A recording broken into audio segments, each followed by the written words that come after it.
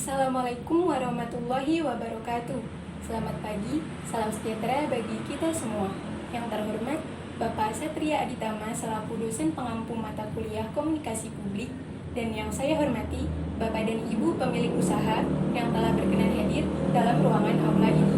Sebelumnya, perkenalkan, saya Alifa Torik, mahasiswa aktif Politeknik Keuangan Negara STAN, program studi Diploma 3 Pajak, angkatan 2018. Di sini saya akan memaparkan tentang kewajiban perpajakan bagi pelaku UMKM berdasarkan Peraturan Pemerintah Nomor 23 Tahun 2018 tentang pajak penghasilan yang dikenakan atas penghasilan dari usaha yang diterima atau diperoleh wajib pajak yang memiliki peredaran bruto tertentu, yang selanjutnya akan saya sebut sebagai PP23. Nah, pajak penghasilan yang dikenakan berdasarkan PP23 ini bersifat final. Pajak final berdasarkan PP23 tersebut dikenakan atas penghasilan dari usaha yang diterima atau diperoleh wajib pajak dalam negeri yang memiliki peredaran bruto tertentu. Penghasilan tersebutlah yang akan dikenai pajak penghasilan yang bersifat final dalam jangka waktu tertentu, di mana penjelasan lebih lanjut akan dijelaskan pada slide berikutnya. Wajib pajak dengan peredaran bruto tertentu yang dikenai pajak final merupakan yang pertama, wajib pajak orang pribadi, lalu yang kedua, wajib pajak badan yang berbentuk koperasi, persekutuan komanditer, firma, atau perseroan terbatas yang menerima atau memperoleh penghasilan dari usaha dengan peredaran bruto tidak melebihi 4,8 miliar rupiah dalam 1 tahun pajak. Besarnya peredaran bruto tersebut merupakan jumlah peredaran bruto dalam 1 tahun pajak dari tahun pajak terakhir sebelum tahun pajak bersangkutan yang ditentukan berdasarkan keseluruhan peredaran bruto yang diterima dari kegiatan usaha dan dari cabang apabila memiliki cabang usaha. Jadi, apabila kita ingin menentukan mekanisme pengenaan pajak pada tahun 2020, apakah telah memenuhi persyaratan untuk dikenai pajak berdasarkan PP23, maka peredaran usaha atau peredaran bruto yang kita gunakan sebagai acuan adalah peredaran bruto pada tahun 2019. Pajak penghasilan yang terutang berdasarkan PP23 dihitung berdasarkan tarif sebesar 5% dikalikan dengan dasar pengenaan pajak atau DPP, yaitu jumlah peredaran bruto atas penghasilan dari usaha yang diterima setiap bulannya. Kemudian cara pelunasannya dapat dilakukan dengan 2 cara. Yang pertama, wajib pajak UMKM menyetorkan sendiri pajaknya setiap bulan. Lalu yang kedua, dipotong atau dipungut oleh pihak pemotong atau pemungut pajak. Apabila wajib pajak UMKM melakukan transaksi dengan pihak yang ditunjuk sebagai pemotong atau pemungut pajak, dan kegiatan tersebut dilakukan untuk setiap transaksi. Contoh dari pihak yang ditunjuk sebagai pemotong atau pemungut pajak adalah bendahara pemerintah. Cara pembayaran pajak final PP23 ini apabila disetor sendiri dapat dilakukan dengan menggunakan kode billing. Pembayaran dilakukan melalui bank persepsi atau pos, ATM atau EDC, dan internet banking.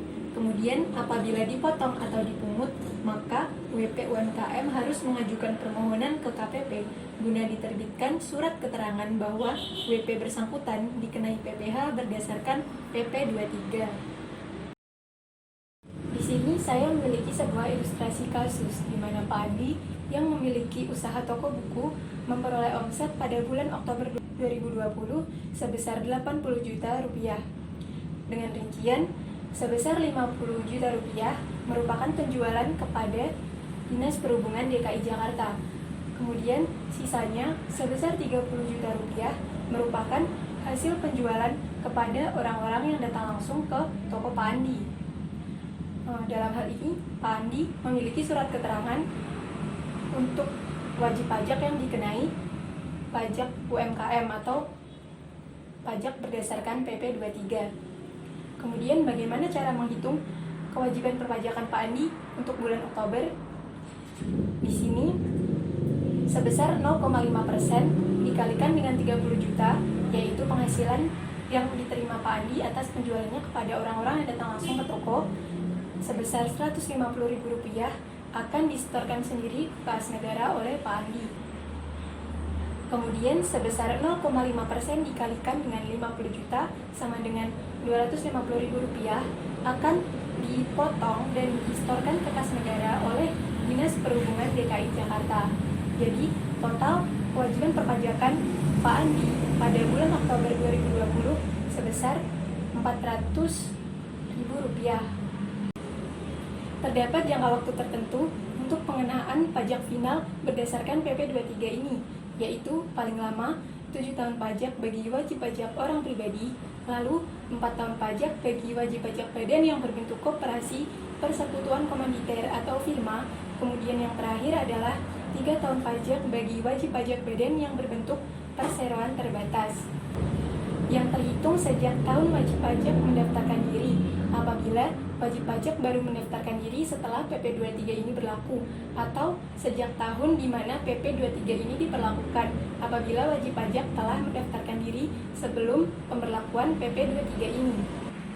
Kemudian, bagaimana jika peredaran bruto atau omset dari kegiatan usaha pada tahun pajak berjalan telah melebihi dari 4,8 miliar rupiah, maka atas penghasilan dari kegiatan usaha tersebut tetap akan dikenai pajak penghasilan final dengan tarif berdasarkan PP 23 sampai dengan akhir tahun pajak yang bersangkutan. Kemudian, untuk tahun pajak selanjutnya, bagi wajib pajak orang pribadi akan dikenai pajak penghasilan dengan tarif berdasarkan Pasal 17 Ayat 1 huruf A Undang-Undang Pajak Penghasilan. Sedangkan bagi wajib pajak badan akan dikenakan pajak penghasilan berdasarkan tarif dari ketentuan Pasal 17 Ayat 2A Undang-Undang Pajak Penghasilan atau Pasal 31E Undang-Undang Pajak Penghasilan. Terakhir, saya akan membacakan sebuah kutipan dari Ibu Menteri Keuangan kita, yaitu Ibu Sri Mulyani Indrawati. Jangan pernah lelah mencintai Indonesia, karena kalau kita tidak mencintai negara kita, siapa lagi yang akan mencintai negara kita sendiri? Demikian pemaparan yang dapat saya sampaikan. Apabila masih terdapat hal yang kurang jelas, dapat ditanyakan dan dikirimkan melalui email yang tertera pada layar. Saya akan dengan senang hati mencoba untuk menjawab. Terima kasih atas partisipasi dan perhatian dari Bapak Ibu sekalian. Apabila terdapat kesalahan baik dari sikap maupun perkataan, saya mohon maaf. Selamat pagi. Wassalamualaikum warahmatullahi wabarakatuh.